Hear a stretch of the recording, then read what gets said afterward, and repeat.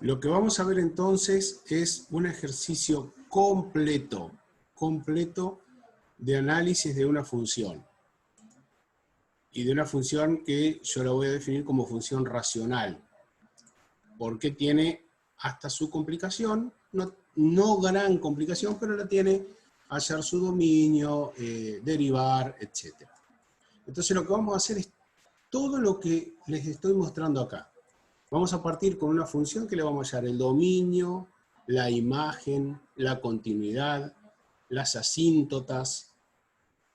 Vamos a calcular los ceros, los intervalos de positividad y negatividad, los extremos relativos y absolutos, los intervalos de crecimiento y de decrecimiento, los puntos de inflexión, los intervalos de concavidad y convexidad, y vamos a terminar haciendo un análisis de la gráfica de la función y de las gráficas de la derivada primera y derivada segunda, yendo de la función a la derivada primera a la segunda y volviendo de la derivada segunda a la derivada primera a la función. Sí, no sé si va a venir como piña, espero que no sea un golpe de nocaut, ¿eh? No. Vamos a hacerla, miren, yo la pensé a la clase como arrancando desde cero con muchas cosas. Si bien yo sé que, y doy por sentado que hay muchas cosas que se saben, cuando vean cómo está armado, van a darse cuenta de que lo arranqué como para que el que está un poquito atrasado, el que está trabado, salga adelante. Así que comenzamos entonces con lo primero. Les presento la función. Y obviamente voy a ir haciendo montones de preguntas a ustedes, porque esta clase tiene que ser lo más interactiva posible. La función racional que les traigo es x más 1 elevado al cuadrado sobre 1 más x cuadrado. Entonces, quiero que la miren y que me respondan lo que les voy a ir preguntando, ¿no? Vamos a ir completando todo esto que tenemos ahí. Es decir, dominio, analizar la continuidad, los ceros, los intervalos de positividad, los intervalos de negatividad, las asíntotas verticales y las asíntotas horizontales. Si bien yo le muestro todo de una, quiero que empecemos despacito, de arriba a abajo y de izquierda a derecha como nosotros leemos. Es decir, lo primero que quiero que analicemos es el dominio de la función. Yo necesito respuestas, o sea, qué valores, cuál sería el dominio, y necesito los por qué, o sea, necesito justificaciones. Entonces, tómense el tiempo para pensar.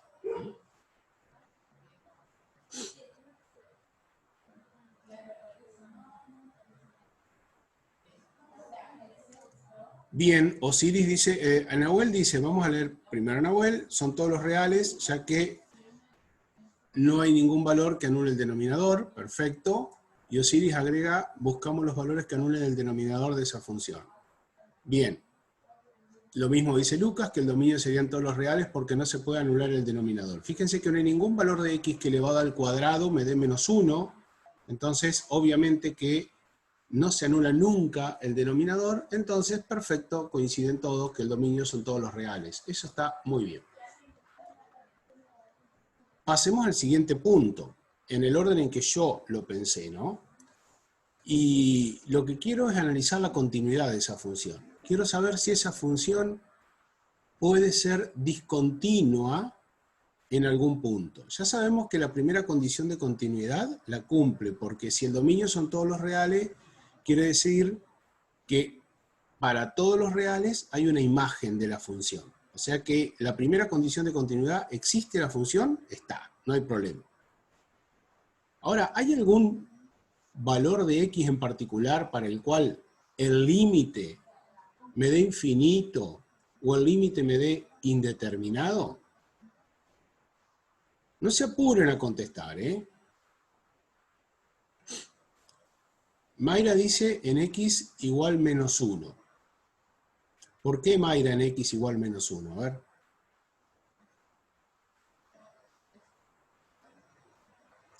Lo que dice Nahuel es que no puede ser discontinua, ya que todos los reales tienen un valor único determinado. Y eso es correcto.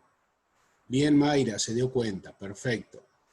Eso es correcto. O sea, esta función es continua en todo su dominio. No hay ningún valor de x que anule simultáneamente el numerador y el denominador. De hecho, ustedes ya dijeron que el denominador no se anula nunca.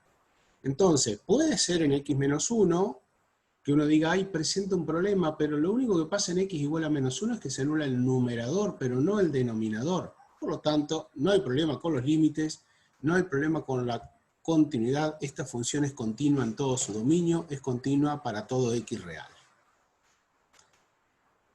Seguimos. Fíjense que esto es tema del primer parcial, ¿no? Pero esto es una de las cuestiones que tiene el análisis matemático. Que yo haya estudiado matemática 1 no significa que lo que vi en matemática 1 no me sirve para matemática 2. O que lo que vi en el primer parcial de 1 no me sirve para lo que viene después. Todo está correlacionado. Ceros de la función. ¿Qué valores de x anulan a esta función? ¿Cuáles son y por qué? ¿Dónde me fijo?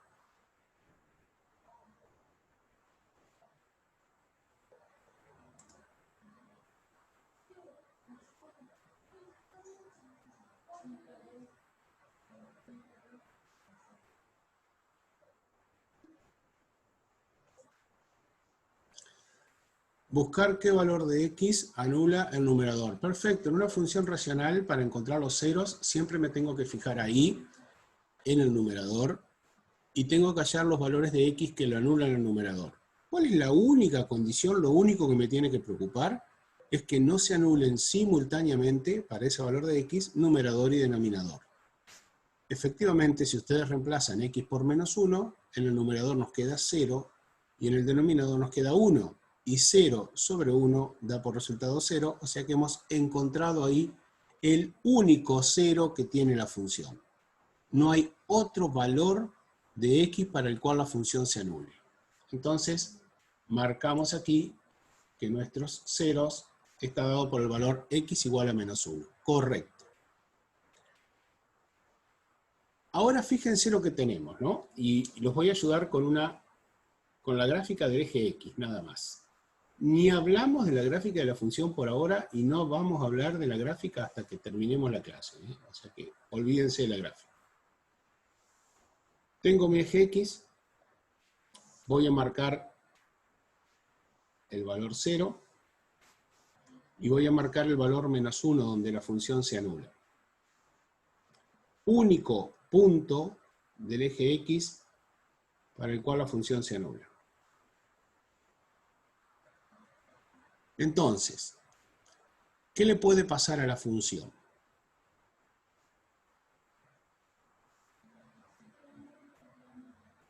Voy a dibujar también el eje y, simplemente para que lo vean. ¿Qué le puede pasar a la función?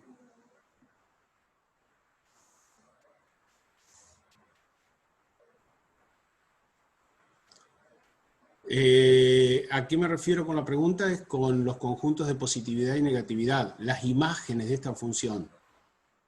Ya sé que en menos 1 es 0. Como no hay ningún otro 0, fíjense lo que estoy diciéndole, ¿no? Como no hay ningún otro valor que sea 0, entonces yo voy a marcar aquí una línea que pasa por menos 1, esta línea, y voy a decir que las imágenes, cuando x vale menos 1, la imagen de la función es 0. Ahora, ¿qué puede pasar a la izquierda y qué puede pasar a la derecha con las imágenes?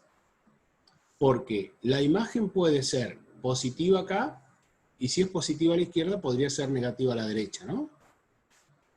O puede ser negativa a la izquierda y podría ser positiva a la derecha de este valor. ¿Podría darse el caso de que la imagen sea positiva a la izquierda y positiva a la derecha?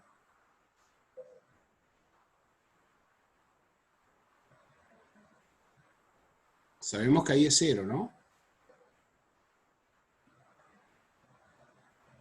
¿Podría haber una función que tiene un único 0? En una función cuadrática, perfecto lo que dice Aaron, muy bien, está bien Aaron. Fíjense que si mi función fuera una cuadrática, por ejemplo, ¿está? Que fuera una parábola, ¿sí? Yo tendría una función que tiene un único 0 y es imagen positiva a la izquierda, imagen positiva a la derecha, o sea que sería siempre positiva excepto donde se anula. Y de la misma forma podría suceder que la imagen fuera negativa a la izquierda y también fuera negativa a la derecha, o sea, la misma parábola, pero volcada sobre el eje X hacia la parte negativa del eje Y. Entonces, ¿cómo hago para determinar las imágenes de esta función? Ya sé que se puede dar cualquier cosa. Lo que no puede ser es que a la izquierda de menos 1 la función se comporte positiva y negativa simultáneamente. A la izquierda de menos 1 la función es positiva o es negativa. Y a la derecha de menos 1 ocurre exactamente lo mismo. Aaron dice, podríamos tomar valores de izquierda y derecha próximos a menos 1. Yo te voy a corregir, Aaron, incluso. No necesito tomar valores próximos a menos 1, porque total yo sé que de menos 1, todo lo que quiera hacia la izquierda, la función tiene que tener una imagen que es siempre positiva o siempre negativa. Porque ahí en menos 1 tenemos el único cero. No hay otro cero, efectivamente. Pero además de que no hay otro cero, fíjense este otro detalle que nosotros no se los hice calcular inútilmente. La función es continua para todos los reales. Entonces, si tengo una función que es continua para todos los reales y tiene un solo cero, significa que a la izquierda de ese cero, toda la función, todas las imágenes tienen un signo, y a la derecha, todas las imágenes tienen también el mismo signo. Igual al anterior o diferente, pero siempre van a tener el mismo signo, en ambos lados de ese cero. Bueno, la respuesta es muy sencilla en cuanto a las imágenes, ¿eh? Ustedes, está bien lo que dicen, pueden tomar un valor. Ojo que, a ver, Malena, el crecimiento no tiene nada que ver con el signo de la imagen, ¿eh? Nosotros estamos hablando de si es positiva o negativa. El crecimiento no te lo va a dar la función. El crecimiento te lo va a dar el signo de la derivada. Bien. Lo que yo dije es que, a ver, porque está pidiendo a Nahuel, perfecto, no hay problema.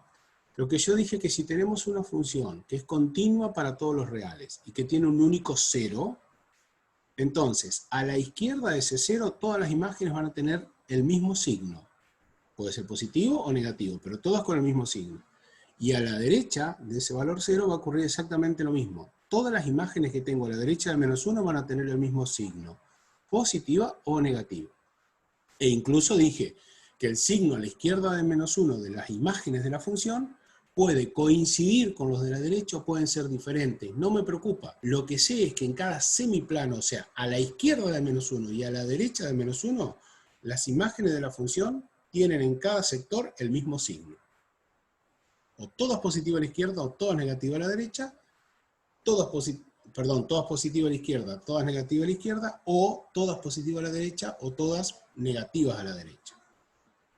Ustedes me propusieron hallar valores, está perfecto, podrían reemplazar por menos 2, por menos 3, después por 0, por 1, por 2, por cualquier valor, no hay problema.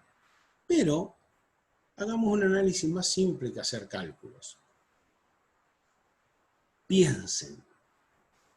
Numerador está recuadrado en rojo. El valor que se les ocurra de x, positivo o negativo, no importa. Esa cuenta que yo hago, un número real le sumo 1. Nunca puede ser negativo el numerador, efectivamente, porque todo está entre paréntesis elevado al cuadrado. O sea que así tenga menos 10 más 1, que me da menos 9, al elevarlo al cuadrado nos da 81. Y lo mismo ocurre con el denominador, porque x está elevado al cuadrado. Entonces yo digo, un número cualquiera elevado al cuadrado es positivo, le sumo 1, me sigue dando recontrapositivo. Y entonces si hago la división de un numerador positivo por un denominador positivo, quiere decir que las imágenes van a ser siempre positivas. Esta función nunca va a estar por debajo del eje X. Exacto, Lucas, son todos positivos los valores de la función, las imágenes, tanto a la izquierda como a la derecha. No es una parábola porque es una función racional. No es una parábola. De hecho, vamos a ver que efectivamente no es una parábola, pero lo vamos a analizar tras ver toda la función, ¿no? A ver, por favor, si es una función racional no puede ser una parábola. Salvo que tengamos una función de cuarto grado sobre una de segundo grado que se podrían simplificar. A ver, les voy a mostrar lo que estoy diciendo para no quedar mal con ustedes. Si yo tuviera una función que fuera igual x cuadrado más 1 por x cuadrado menos 2 y la tuviera dividida por x cuadrado menos 2. Si esa fuera mi función, vamos a poner para hacerlo más simple, voy a cambiar una partecita de esto nada más.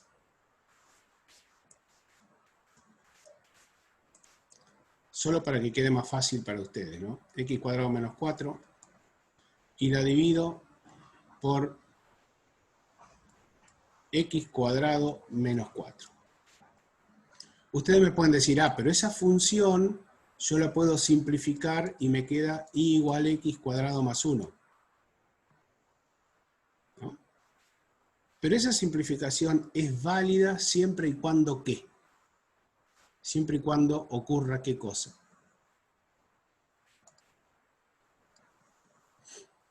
Porque yo esta función, dada como está, no la puedo simplificar y decir, esta función entonces representa la parábola y igual a x cuadrado más 1, que sin duda va a ser esta función, ¿no? Siempre y cuando, perfecto Aaron, dice si x es distinto de más y de menos 2. Porque si fuera igual a más o a menos 2, yo no podría hacer esta simplificación porque estaría haciendo un cociente 0 sobre 0. Entonces, ¿qué es lo que me pasa con esta función?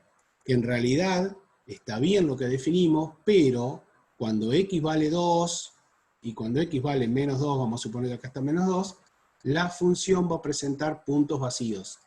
Podría ser una parábola, efectivamente, x cuadrado más 1, excepto cuando x es igual a menos 2 y cuando x es igual a más 2, que me presenta puntos vacíos. Pero después, una función racional nunca va a ser una parábola.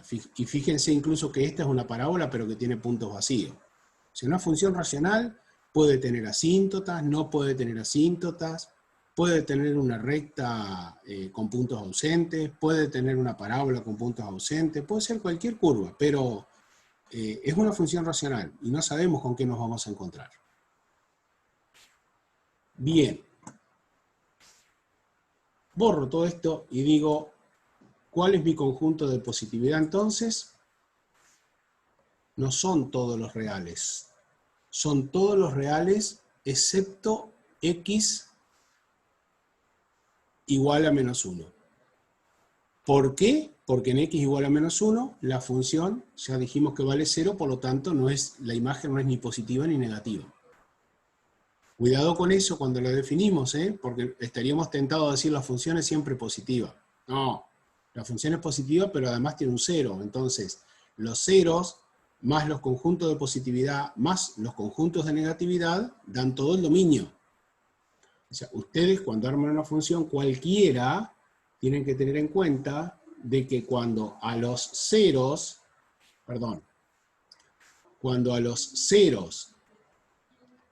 al conjunto de positividad y al conjunto de negatividad los unen, obtienen el dominio.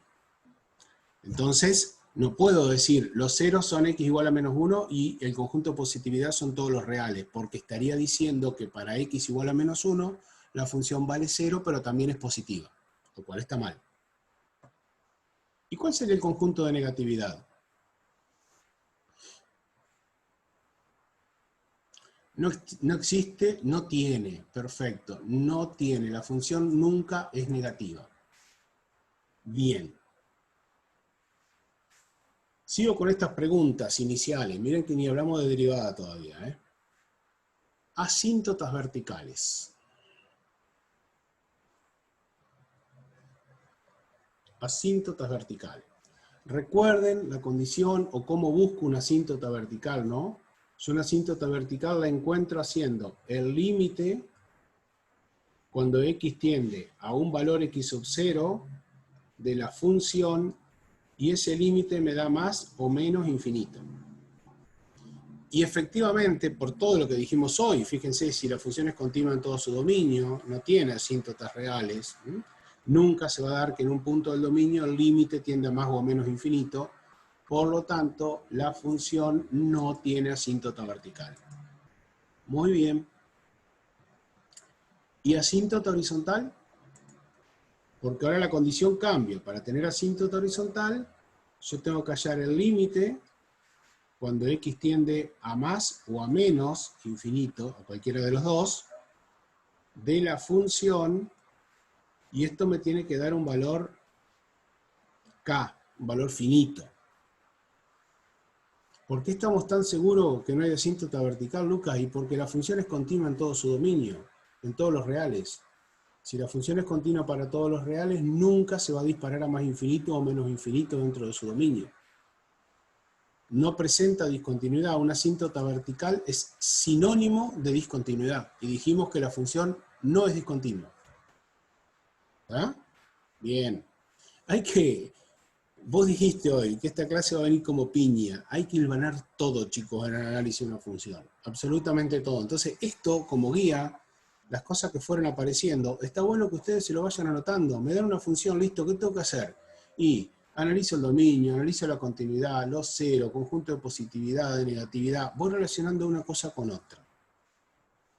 Si hubiera algún valor que anule el denominador, dice Osiris, te lo podrías plantear, Lucas, pero como no hay, sí, perfecto, está bien lo que decía Osiris. Ya hoy dijimos que como no se anulaba el denominador, la función era continua para todos los reales, y esto va de la mano con que no existen asíntotas verticales entonces. Muy bien, bien Osiris.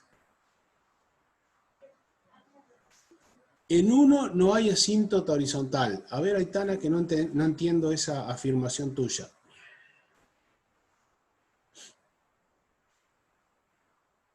Capaz que lo estás diciendo algo bien, pero yo no entiendo a qué te referís. Ah, por el comentario de una compañera. A ver, que me lo perdía eso. Ah, perfecto. Sí, sí, está. Ya entendí. Había un comentario en el chat.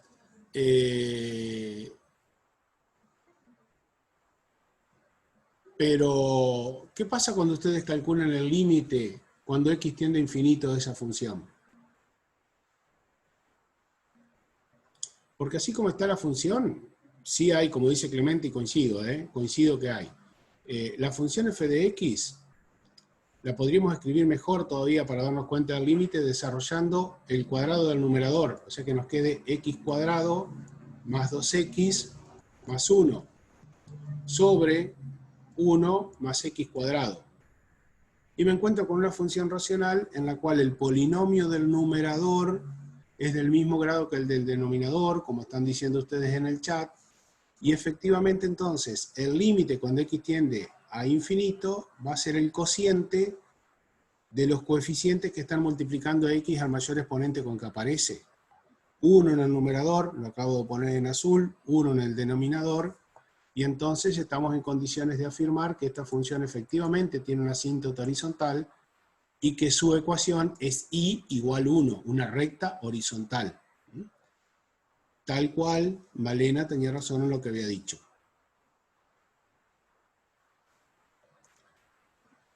Bien. Hasta acá vamos bien, porque acá estamos revisando todo lo que teníamos de matemática 1. No me metí con la parte de matemática 2. Y ahora entramos. Vamos a hablar de los puntos críticos. Puntos críticos de mi función. O sea, no perdamos de vista que nosotros estamos analizando nuestra función. Esta que está aquí arriba. Esta función racional. ¿Qué tengo que hacer para hallar los puntos críticos? Derivamos. Perfecto. Y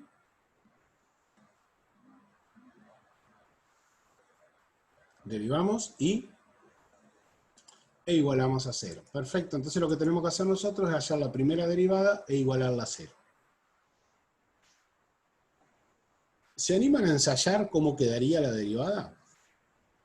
Yo lo tengo acá desarrollado paso por paso.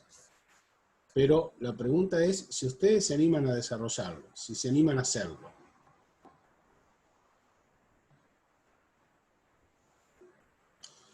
Y voy a hacer una pregunta más antes de que, mientras trabajan. ¿alcanza con decir la derivada primera es igual a 0, entonces estos son los puntos críticos o tengo que hacer otra cosa más?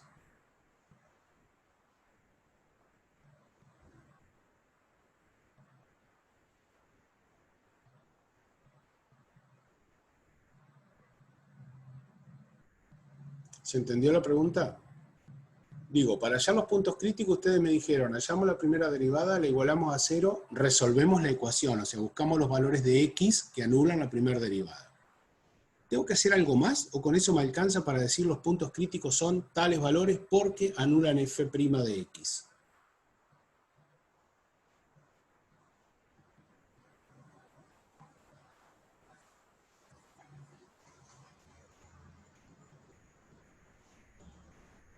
Muy bien, Aaron. Para decir que son puntos críticos alcanza, porque puntos críticos por definición son solo los valores de x que anulan f'. Después tendremos que hacer otras cosas, como bien están diciendo ustedes en el chat, para saber si esos puntos críticos, si en esos puntos críticos existen extremos relativos o no. Pero ahí tendremos que avanzar después. Para puntos críticos me alcanza y me sobra con esto. Hagamos el planteo entonces de la primera derivada y a ver si podemos llegar a esto. Porque yo me adelanté. Ahora vamos a hacer la derivación, Yo me adelanté y escribí la expresión de la primera derivada. Voy a volver. Primero vamos a calcular la primera derivada y después vamos a resolver los puntos críticos. Esto está bueno. O sea, lo que yo estoy haciendo acá es tener a mano mi hoja de fórmulas. ¿Qué es lo que voy a necesitar para aplicar derivadas? Hoy Osiris que preguntaba, voy atrasado. Bueno, primera pregunta, ¿tenés a mano todas las propiedades y las fórmulas de las derivadas? No, anda a buscarlas. Sí, las tenemos. Yo busco acá las derivadas, las tablas que necesito. O sea, en realidad yo tendría la tabla con 20, 30, 40 fórmulas de derivada, pero en este caso lo que estoy poniendo son las fórmulas que yo voy a utilizar. Simplemente esas, para no marearlos a ustedes, por supuesto.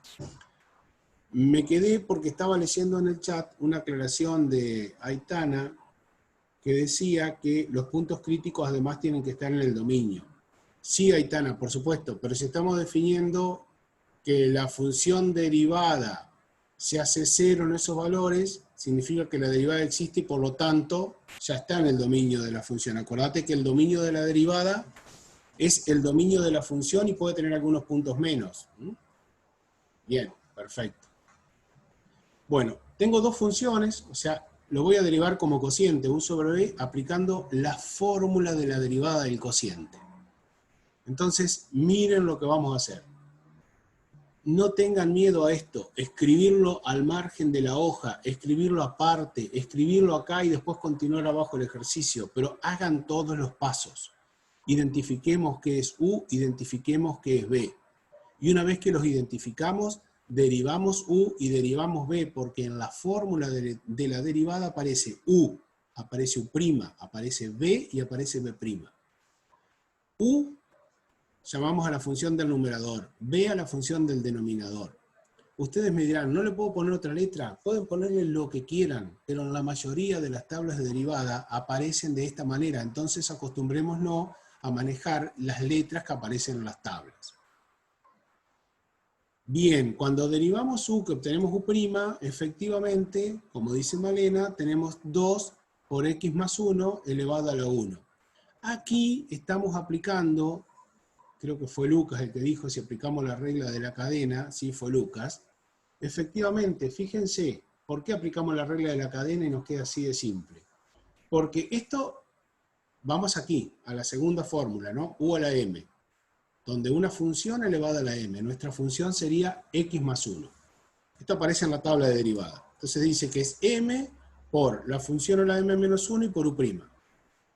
Lo de la elevado a la m menos 1 está bien porque al hacer 2 menos 1 nos queda elevado a la 1, que no lo escribimos. Y después nos faltaría poner U'. Pero U', o sea, es la derivada de lo que tenemos aquí. Y la derivada de x más 1 es 1, que tampoco lo ponemos. Por eso es que a nosotros nos aparece directamente esta expresión. Perfecto lo que dice Aaron, porque la derivada de x más 1 es una suma de derivadas, de la cual la derivada de x es 1 y la derivada de 1 es 0. Entonces, cuando sumamos, nos queda que la derivada de ese paréntesis es 1, que es este 1 que está apareciendo aquí al final.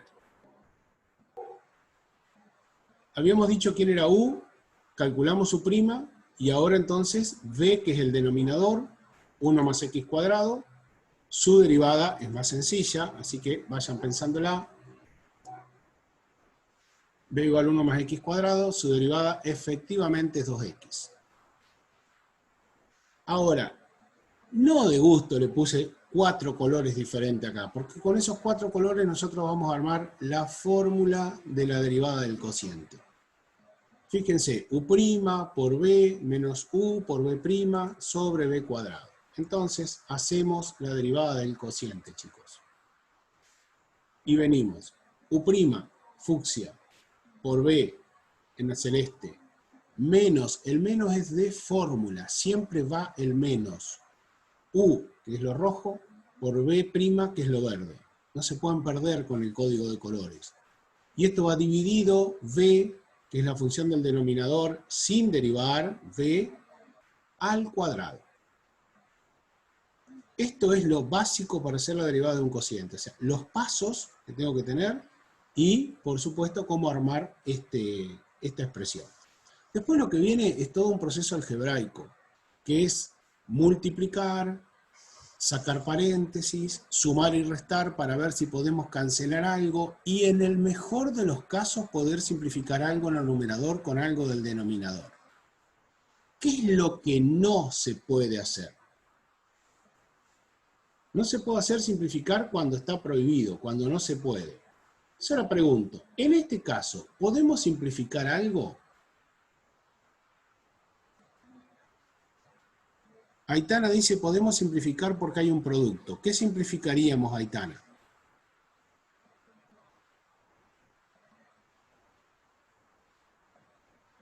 V dice Nahuel.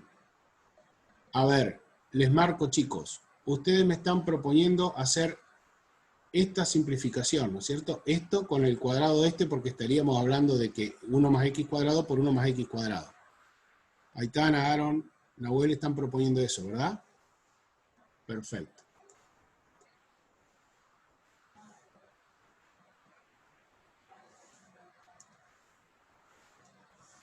Resulta Sergio les dice así ahora.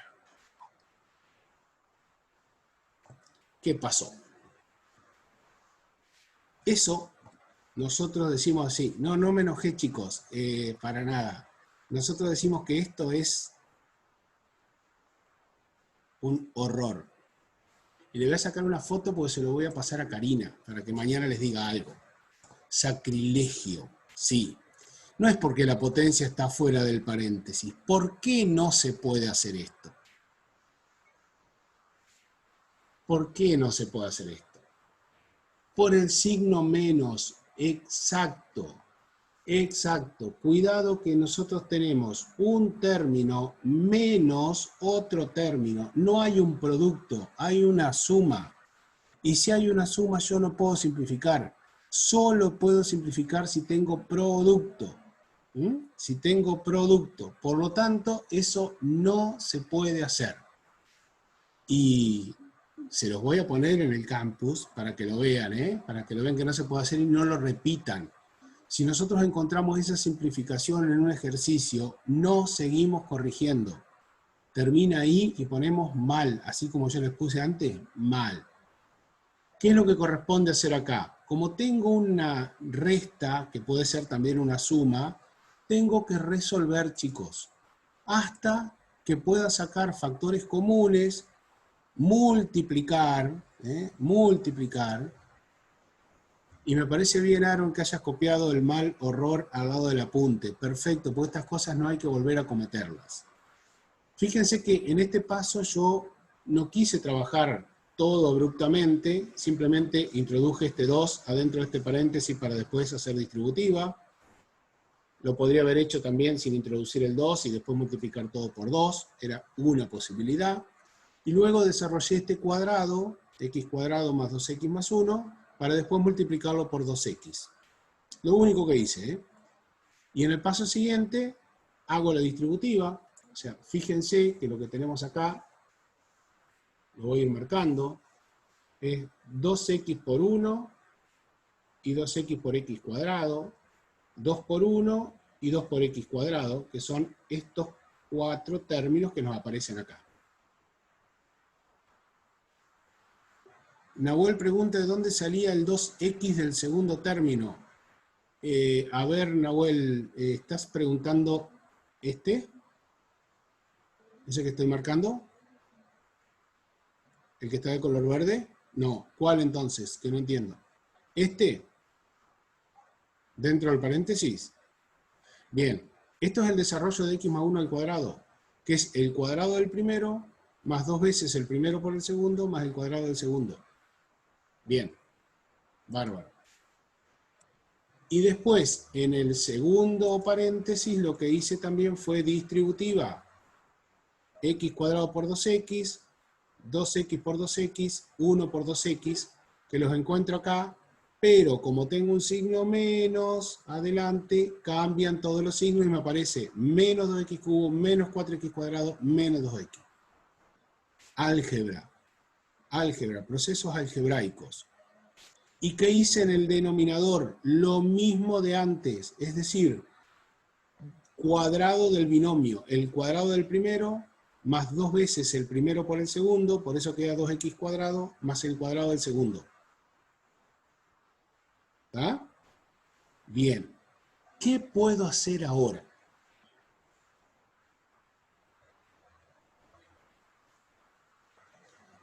¿Qué puedo hacer ahora? Sí, sí, Nahuel, por favor, habla, más vale, ¿cómo no? Acá no se van a equivocar. ¿Qué puedo hacer ahora?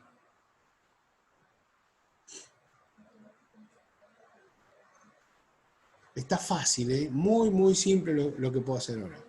Sumo los términos al cubo, perfecto, y acá dice Mayra, simplificar 2x y 2x al cubo. En realidad no hablamos de simplificar, sino que de lo que hablamos es de cancelar. Simplificar es cuando tenemos productos o cocientes, pero está bien, Mayra, se entendió, porque normalmente uno dice simplificar y en realidad estamos cancelando. Se cancela un término que suma con otro que resta, 2x con 2x los que están en rojo, y 2x cubo con 2x cubo los que están en violeta. Cancelamos, eliminamos, reducimos términos ahí, y una vez que reducimos, simplemente agrupamos además, como nos decían sus compañeros, es decir, nos va a quedar 2, y luego 2x cuadrado con menos 4x cuadrado, nos queda menos 2x cuadrado, y la función derivada de toda esta expresión que teníamos original, a través de estos procesos algebraicos, se transformó en esta expresión más chiquita. Sigue siendo una función racional, pero también sigue siendo una función racional en la cual el denominador no se anula. El denominador tampoco se anula, no hay ningún valor de x para el cual ese denominador se anule. Hasta ahí, ¿vamos bien? Bueno, perfecto. Voy a volver a la diapositiva anterior, porque lo único que quería mostrarles era que en esa función, que recién calculamos la derivada, la igual a 0 para hallar los puntos críticos, y nuevamente, como es una función racional, solamente me preocupo porque el numerador sea 0, siempre y cuando este no se haga 0 también, y encuentro rápidamente que los puntos críticos son x igual más 1 y x igual menos 1. Esto vamos a volver después. Pero yo ahora quiero seguir el ejercicio de derivar, porque vamos a tener que calcular a partir de la derivada primera la derivada segunda. Entonces tenemos recién calculada la derivada primera, que la voy a copiar, y vamos a calcular la derivada segunda.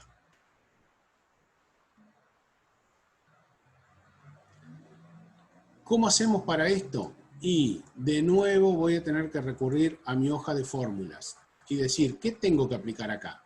Sin duda la derivada del cociente y otra vez la derivada de la potencia, ¿no? Fíjense que a medida que uno va haciendo ejercicios, a esto ya no lo va a necesitar. Vos querías, Nahuel, perdón, el desarrollo anterior. Sí, Nahuel, ahí va. Vamos a volver al desarrollo anterior. Perdón, ahí vuelvo.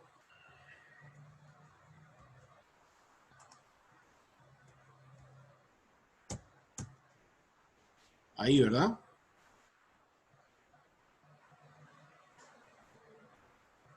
¿Estamos? Perfecto. Seguimos entonces. Igual este se lo subo hoy mismo, chicos, esto queda hoy subido al campus.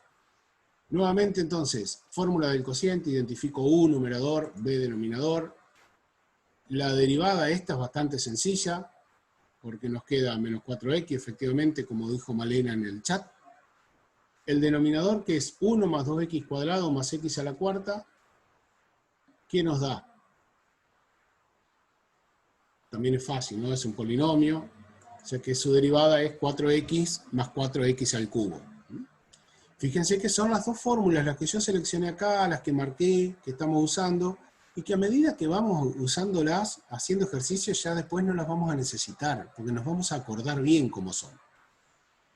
Alguien podría haberme dicho, profe, ¿era necesario desarrollar el cuadrado este? ¿O hubiésemos podido dejar simplemente en el denominador 1 más x cuadrado al cuadrado? Mi respuesta es, no hay problema. Podríamos haber dejado 1 más x al cuadrado aquí, 1 más x cuadrado elevado al cuadrado, como b, y entonces después cuando derivamos b', nos va a quedar con la fórmula de función, 2 por 1 más x cuadrado elevado a la 1, y por la derivada del paréntesis, que es 2x. Esto es exactamente igual a lo que tenemos arriba. ¿Por qué los que no tienen potencia desaparecen? A ver, Osiris, no entendí. No entendí a dónde te referís. Ah, vos te referís, sí, ya está, ahí te contestó Nahuel. ¿Vos te referías a por qué este 1 desaparece? Y porque la derivada de una constante es 0, Nahuel, Osiris. Eso es una constante y la derivada de la constante es 0. Entonces vos tenés, la derivada de 1 es 0, la derivada de 2x cuadrado es 4x, y la derivada de x a la cuarta es 4x al cubo. De ahí te sale que acá no aparece el 0, y después tenés 4x más 4x al cubo. Esto me hace acordar, Osiris, a cómo arrancaste con Matemática 1. Te arrancaste de atrás y terminaste recuperándote muy bien. O sea, tenés condiciones, así que confía en vos y ponete a trabajar, ponete a laburar, que vas a llegar bien. Ya lo hiciste en Matemática 1, vas a hacer también esto en Matemática 2 de poder emparejarte. Dale. A Osiris lo conozco porque estaba en mi aula, por eso puedo hablar así con él. Nada más que por eso. Bueno, chicos, armamos otra vez el producto, código de colores, U' por B, menos de fórmula, U por B', sobre B elevado al cuadrado. Y ahora lo que tengo que hacer es todo el proceso algebraico para ver a qué llego.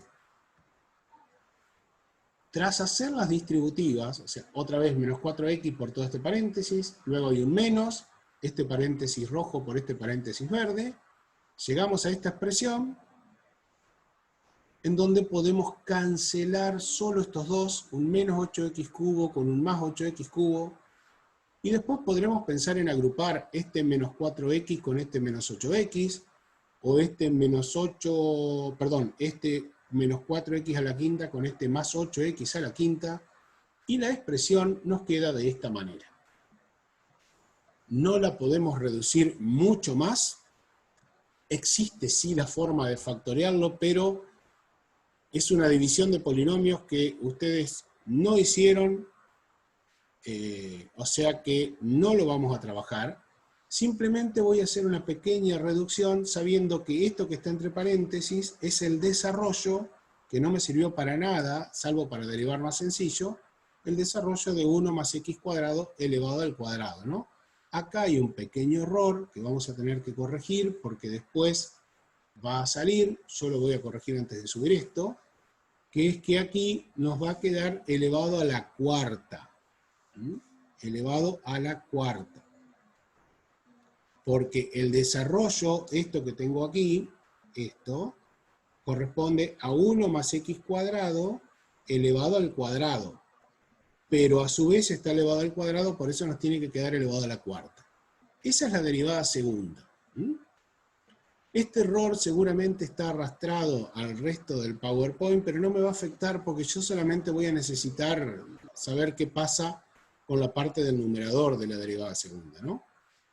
Y lo que sí es, como dice Nahuel Ferreira, suele ocurrir que las funciones racionales, a medida que vamos derivando la primera, la segunda, la tercera, la función se va complicando cada vez más. Generalmente ocurre eso en las funciones racionales. No ocurre lo mismo en las funciones polinómicas, que es al revés. A medida que voy derivando una función polinómica, la función se va simplificando cada vez más. Pero bueno, lamentablemente las funciones racionales aparecen y mucho, y tienen aplicación. Bueno, nos quedamos con esto, hallamos derivada primera, hallamos derivada segunda, y ahora sí, claro, lo que dice Malena, ella se mareó con tantas derivadas porque sacamos los puntos críticos y ahora tenemos que ver dónde la función crece y decrece. Sí, Malena, tenemos que hacer eso. Pero hay primero un proceso de derivación, o sea, tenemos que saber la fórmula, las reglas, las propiedades de la derivada para poder hacer f' y f segunda.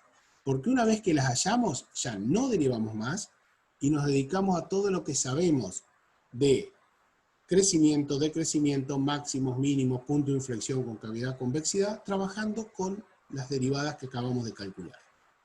Y los puntos críticos, que también ya sabemos cuáles son.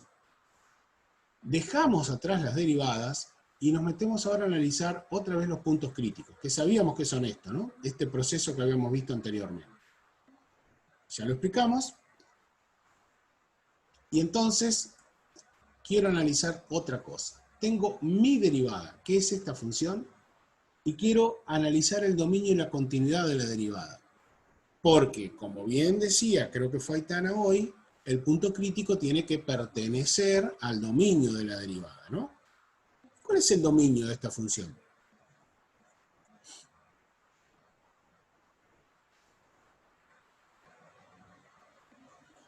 Así como está parece difícil, pero recuerden que esta expresión, esto que tengo acá abajo, es 1 más x cuadrado elevado al cuadrado. No hay ningún valor de x que anule el denominador. Por eso, efectivamente, como están escribiendo ustedes, el dominio son todos los reales. Todos los reales. ¿Y tendrá algún punto de discontinuidad esta función? En este caso, muy bien como dice Malena, el dominio de la derivada coincide con el dominio de la función original. Bien. Y Nahuel dice que no va a haber puntos de continuidad, de discontinuidad, y efectivamente no los hay. La continuidad está dada para todo el dominio, sea para todos los reales. Entonces sabemos que tenemos una función que es continua para todos los reales, y ahora tenemos la derivada de esa función que también es continua para todos los reales. Muy bien. Y ahora sí, empezamos con nuestro análisis. Tengo solo la derivada, estoy analizando por ahora. Intervalos de crecimiento y de decrecimiento de la función. ¿Puedo hallar intervalos de crecimiento y de decrecimiento sin haber hablado de máximos y mínimos? Sí, perfecto. Porque al saber los puntos críticos, nos pasa, ¿saben cómo qué? Como cuando hoy pregunté, la imagen de la función, lo primero que pregunté, la imagen de la función, si la función es continua en todo su dominio, si su dominio son todos los reales, y tiene un solo cero, sabemos que a la izquierda y a la derecha de los ceros va a cambiar de signo. Entonces, cuando hablamos de intervalos de crecimiento y de decrecimiento de la función, esto está relacionado con lo mismo. Porque, ¿qué significa acá? Nosotros vamos a decir que si f' de x es positiva, traduzco imagen de f' de x es positiva, ¿qué le pasa a la función? Bien, esto indica que f de x crece. Por eso digo, el análisis que hacemos ahora con los puntos críticos y el signo de la derivada primera es el mismo análisis que hacemos con una función cuando calculamos sus ceros y después determinamos los conjuntos de positividad y de negatividad. F de x crece cuando nosotros estamos en el conjunto de positividad de f' de x. Y estos de acá son los ceros de f' de x. Entonces estamos en el mismo análisis que hicimos hoy para un conjunto de positividad y de negatividad. ¿Queda claro eso? Bien, bien, perfecto. Ahora sí, voy a borrar esto para poder seguir con lo que tengo preparado, que es decir, para los intervalos de crecimiento y de decrecimiento, entonces me interesa el signo de f' de x.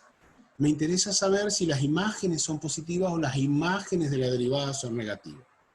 ¿Y a dónde lo voy a hacer? Y lo voy a hacer a los costados y entre medio de los valores que la anulan, o sea, de los puntos críticos. Entonces voy a tomar un valor a la izquierda de menos 1, entre menos infinito y menos 1, uno entre menos 1 y 1, y otro a la derecha del otro punto crítico, o sea, entre 1 y más infinito. Acá es donde tengo que analizar los signos de las imágenes de f' de x, los signos de la derivada. Y para eso, efectivamente, tendré que, en esta función, reemplazar x por un valor que pertenezca a este intervalo, cualquiera, porque como, de nuevo, como la función derivada es continua para todos los reales, entre menos infinito y menos 1 siempre va a tener el mismo signo. Entre menos 1 y 1 siempre va a tener el mismo signo, positivo o negativo el que fuere, y entre 1 más infinito va a mantener su signo. Entonces elijo valores sencillos. Elijo menos 2, que si reemplazo por menos 2 en esta expresión me va a dar positivo, ahora lo vemos. Elijo 0, un valor entre menos 1 y 1, siempre es conveniente elegir 0 cuando se puede, y entre 1 y más infinito elijo 2 positivo. No es tan difícil este cálculo. Miren para menos 2. El numerador para el signo, chicos, el numerador no me preocupa porque cualquiera sea el valor que tome x, positivo, negativo, lo que sea, este denominador siempre va a ser positivo, siempre. Entonces el signo va a venir dado solamente por lo que pase acá arriba. Si reemplazan por menos 2, al estar elevado al cuadrado nos queda positivo y al estar multiplicado por menos 2, este número nos queda negativo, pero por ejemplo sería menos 8 en ese caso, ¿no?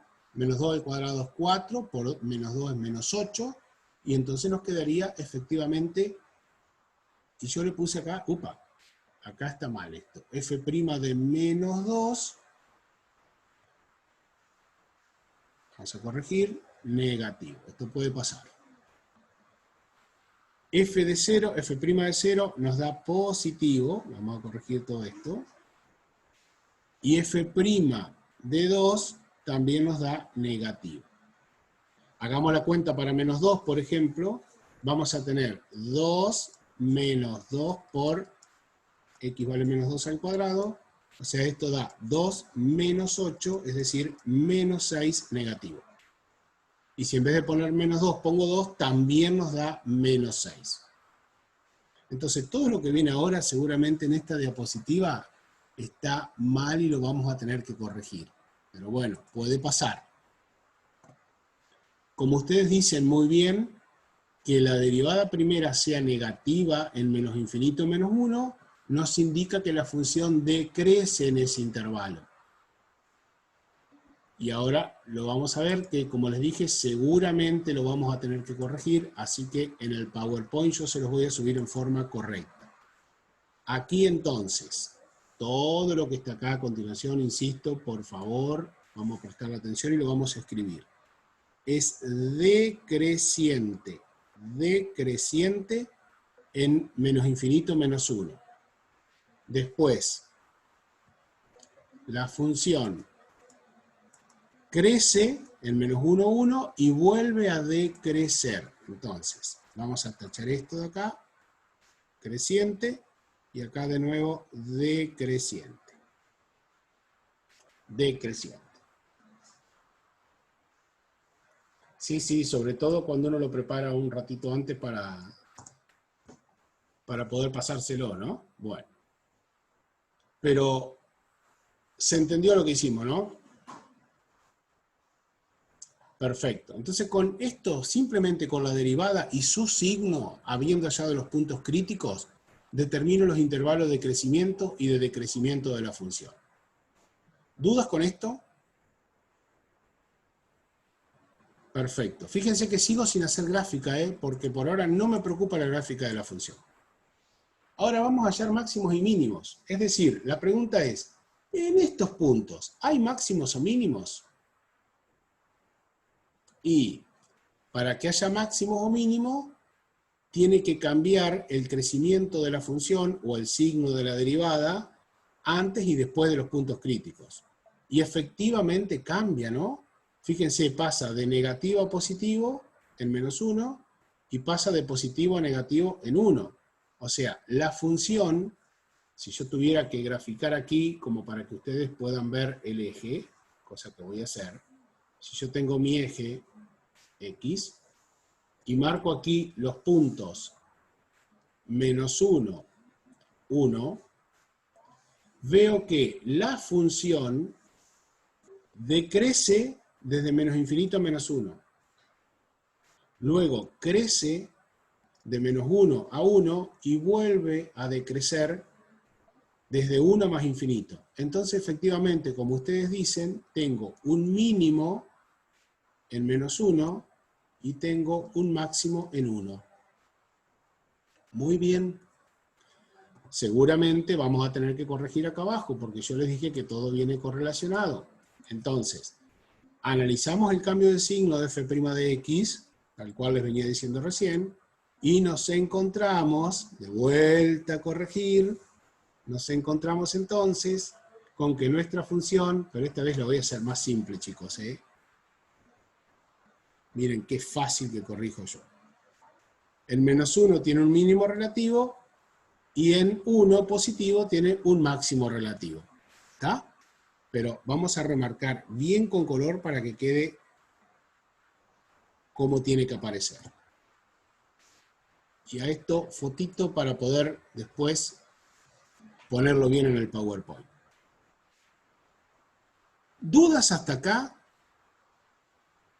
Y en cuanto al análisis de crecimiento máximo, mínimo. Ya te contesto, Malena. Pregunto, ¿qué es lo más difícil de lo que hicimos hasta encontrar los máximos y los mínimos? ¿Qué es lo más difícil? Para ustedes, ¿qué fue lo más difícil? Claro, coincido, derivar. No perderse en las derivadas. Porque una vez que tengo la derivada, después el procedimiento es este que hicimos. Por supuesto, derivar es lo más complicado. Malena preguntaba si con esto puedo determinar concavidad o convexidad o hay que hacer otro cálculo. ¿Qué le responden ustedes?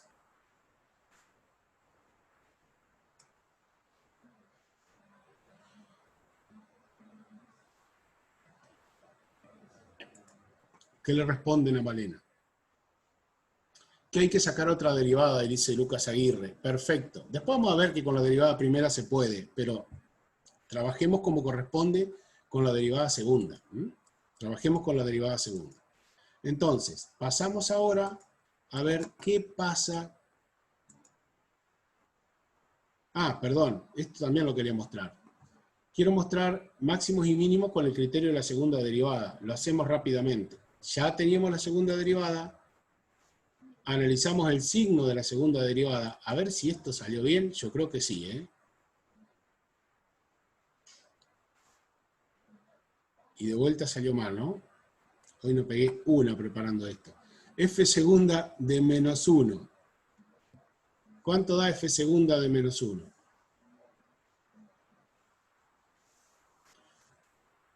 12, estoy reemplazando x por menos 1, ¿no? 12 más 8 más menos 4. 12 más 8 menos 4.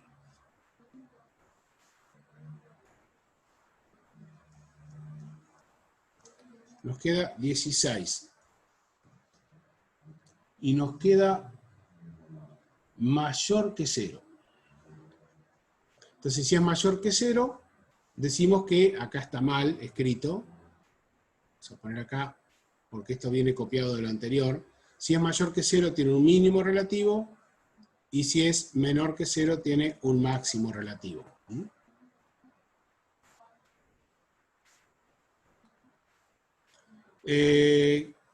Nahuel Ferreira, ¿por qué omitiste las potencias?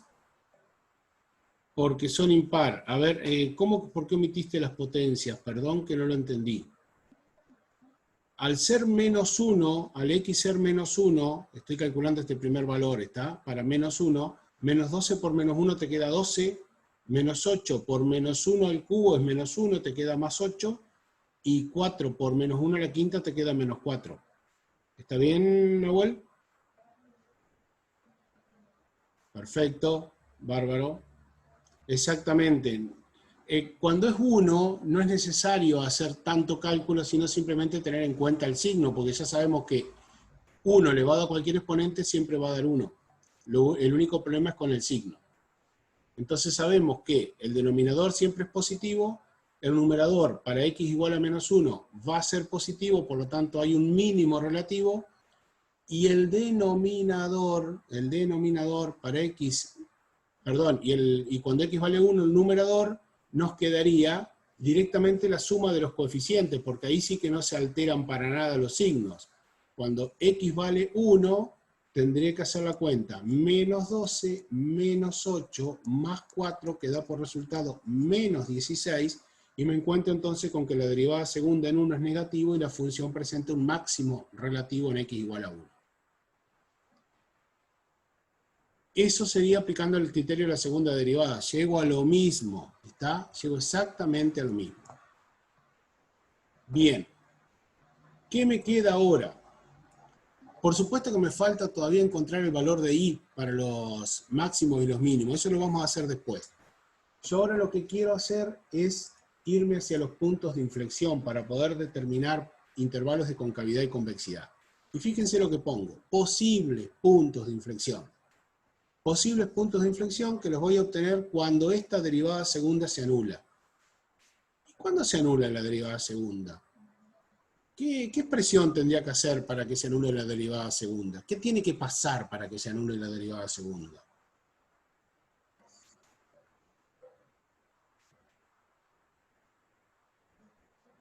Es una función racional, por lo tanto, tengo que trabajar ¿con qué? Con el numerador, exactamente. Solamente me preocupo del numerador. Solamente de esto. Y ese numerador, que es complejo, ¿no es cierto? Es complicado porque es una cúbica, no es tan complicado si yo saco factor común x, y más aún puedo sacar factor común menos 4x, porque vean, este es divisible por 4, este también es divisible por 4, y este también es divisible por 4, y x aparece en los tres términos. Entonces saco menos 4x, factor común de, y lo que me queda es, si a menos 12x lo divido por menos 4x, me queda 3. Si a menos 8x cubo lo divido por menos 4x, nos queda más 2x cuadrado. Y si a 4x quinta lo divido por menos 4x, nos queda menos x cuarta. Hasta ahí no habría problema porque es un factor común. Y ahora sí, como tengo un producto, y este producto está igualado a 0, para que esto sea 0, separo el término que recuadré en rojo tiene que ser 0, o el término que recuadré en celeste, el factor que recuadré en celeste tiene que ser 0. Si el factor recuadrado en rojo nos da 0, encontramos que el valor que lo anula es x igual 0. Y por otro lado tengo que resolver esta ecuación. 3 más 2x cuadrado menos x a la cuarta igual a 0, porque es posible que haya otros valores de x que anulen la derivada segunda. ¿Alguien sabe cómo se resuelve eso?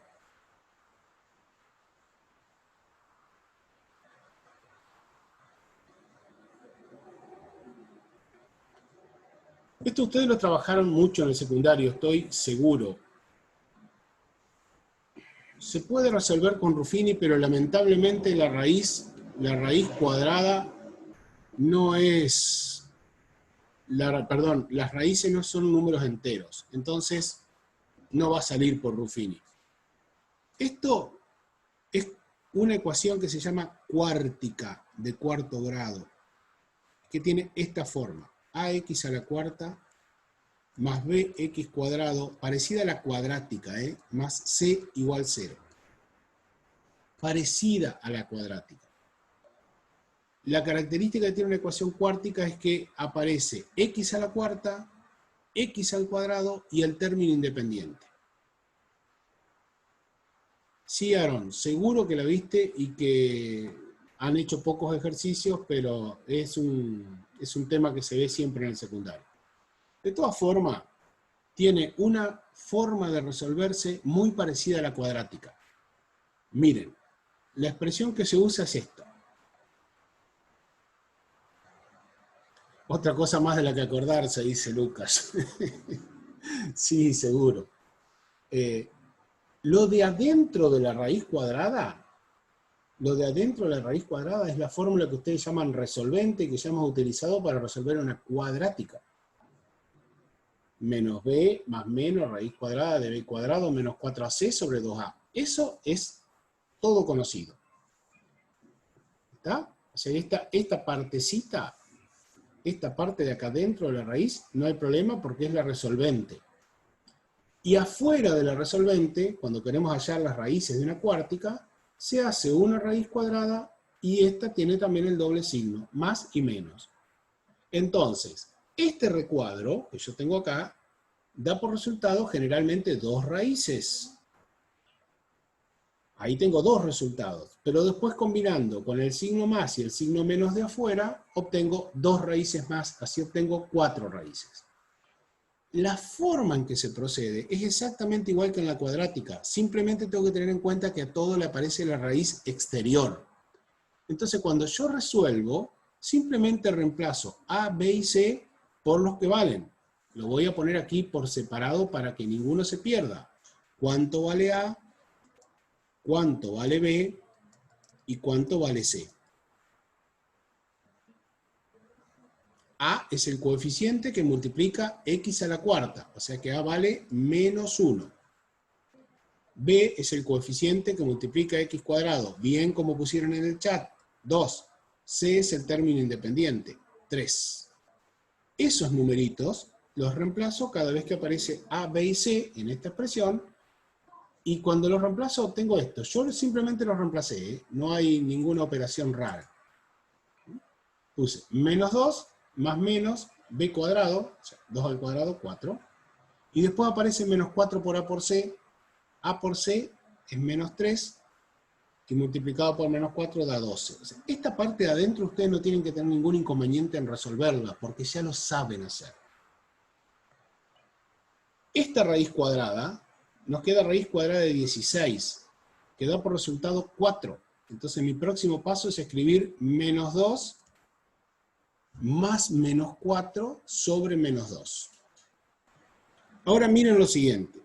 Cuando yo utilizo el más de acá adentro, el más de adentro de la raíz, o sea, este más, nos va a quedar, lo voy a escribir por acá, raíz cuadrada de menos 2 más 4 sobre menos 2. Usé el signo más solamente, ¿no? Después tendré que usar menos 2 menos 4 sobre menos 2. Adentro de la raíz. Esto después tiene un doble signo, ¿no? Más menos, más menos. Lo último que yo dije era si habían entendido esto simplemente, y que ahora voy a hacer este cálculo despacito, usando primero el signo más de este más menos, y después el signo menos para ver cómo da el resultado. Cuando hacemos esta cuenta con el signo más, menos 2 más 2, menos 2 más 4 da 2 positivo. Y 2 sobre menos 2, o sea, lo voy a escribir, más menos raíz cuadrada de 2 sobre menos 2. Y esto da raíz cuadrada de menos 1. ¿Qué sucede con la raíz cuadrada de menos 1?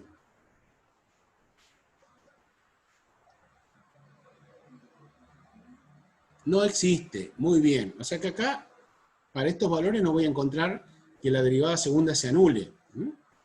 Pero ¿qué pasa cuando trabajo con el signo menos?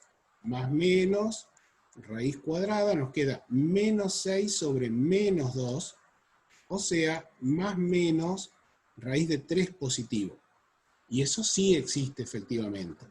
Entonces, por eso ustedes van a ver que después de esta línea roja, yo puse que una solución es más menos raíz de menos 1, que no existe, y la otra, que es más menos raíz de 3, como bien dice Malena, aproximadamente es 1,73. Bien, estos son, como dijimos acá, posibles puntos de inflexión. Posibles. X igual 0, X igual más raíz de 3, X igual menos raíz de 3. Todavía no sé si son puntos de inflexión. ¿Qué tengo que hacer para saber si son puntos de inflexión? Y con eso vamos a terminar. ¿Qué tengo que hacer?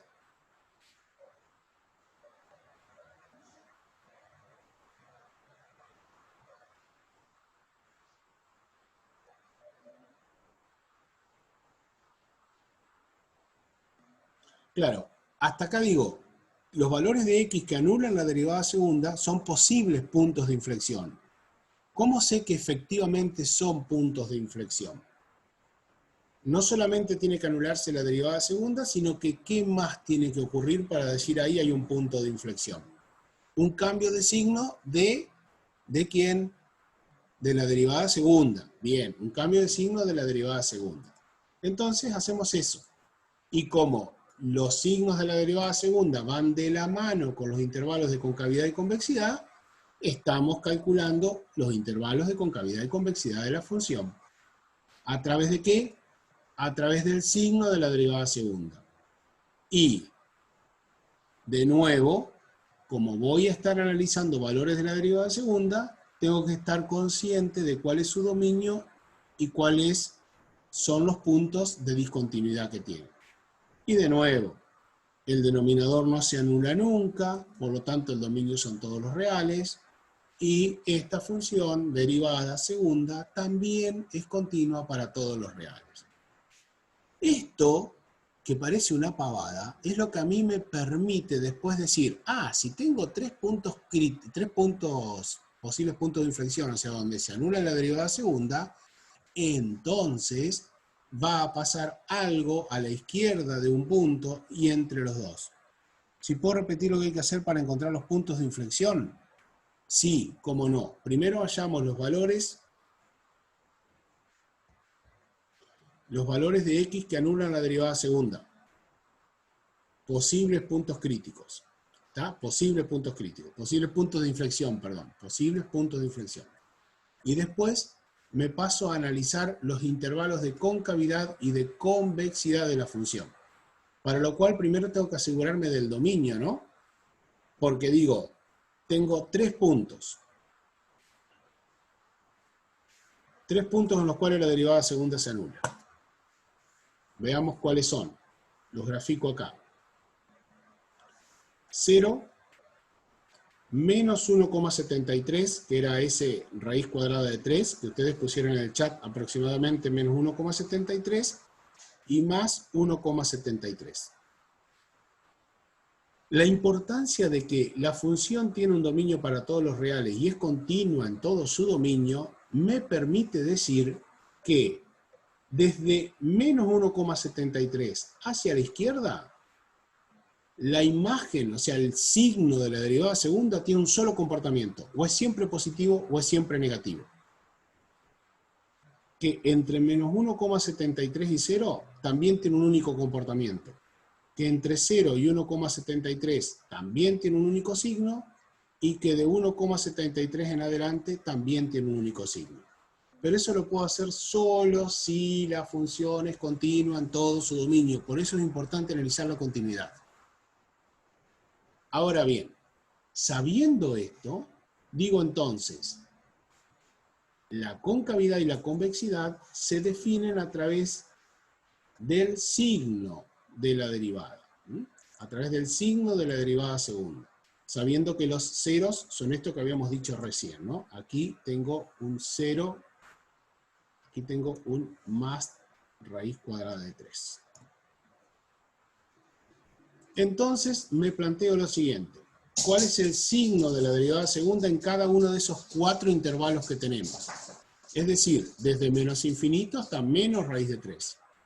Entre menos raíz de 3 y 0. Entre 0 y más raíz de 3. Y desde más raíz de 3 hasta más infinito. Y para ello tengo que elegir un punto cualquiera comprendido entre menos infinito y menos 1,73, entre menos 1,73 y 0, entre 0 y 1,73 y entre 1,73 y más infinito. Elijo valores sencillos. Elijo menos 2. Y cuando reemplazo por menos 2, nuevamente veo que cualquiera sea el valor de x, el denominador siempre, siempre, siempre es positivo para esta función. Entonces, como este siempre es positivo, lo que me preocupa a mí es el signo del numerador.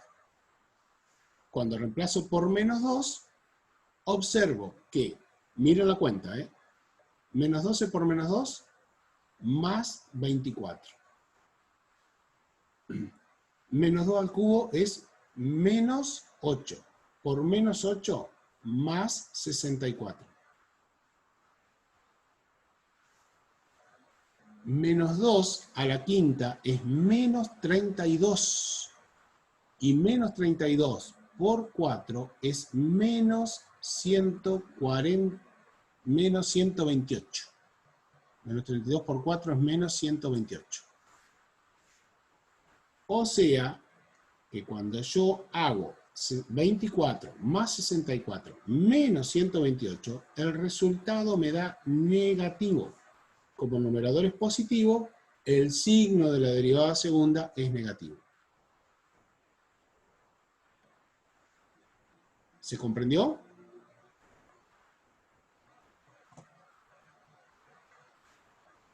Completo esto.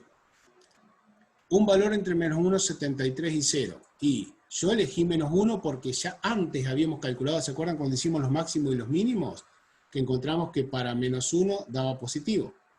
Y también que para 1 daba negativo. O sea que ¿para qué voy a hacer cálculos de nuevo si ya lo conozco de lo anterior?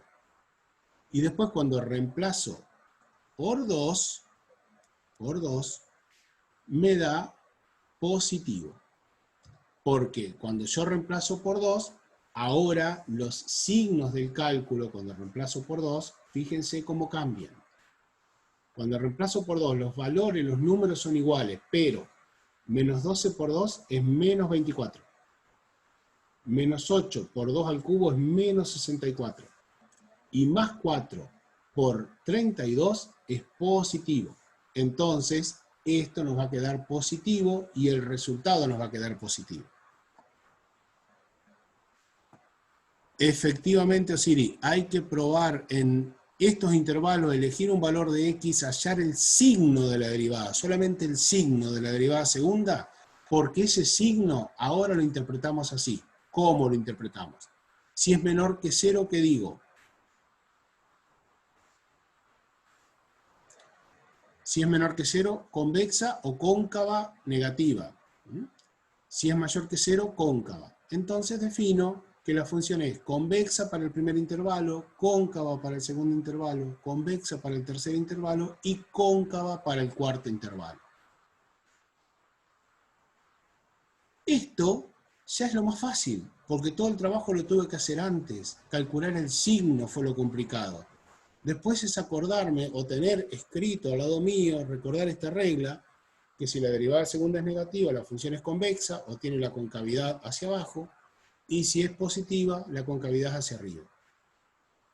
Por último, digo, entonces, en estos puntos, que eran los ceros de f segunda, que eran posibles puntos de inflexión, ¿son realmente puntos de inflexión? ¿Son realmente puntos de inflexión estos?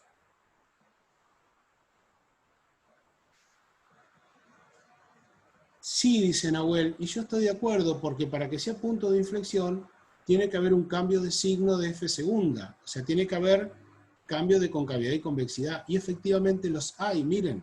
F segunda es negativa y pasa a ser positiva, después pasa a ser negativa, después pasa a ser positiva. Entonces concluimos que como f segunda de x cambia de signo, la función f tiene puntos de inflexión en x igual menos 3, en x igual 0 y en x igual más 3. Profe, tengo una duda. Continuará, sí, dale.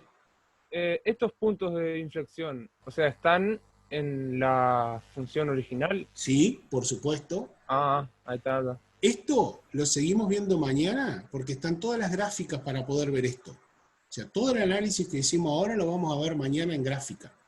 Mañana la clase de consulta de Fabián. ¿Está? Todo tiene una combinación. No se olviden que cuando yo les presenté la primera diapositiva dije, todo esto lo vamos a ver también en un análisis de gráficas. Así que mañana nos queda esta partecita. Hasta acá, ¿pudieron seguir el hilo?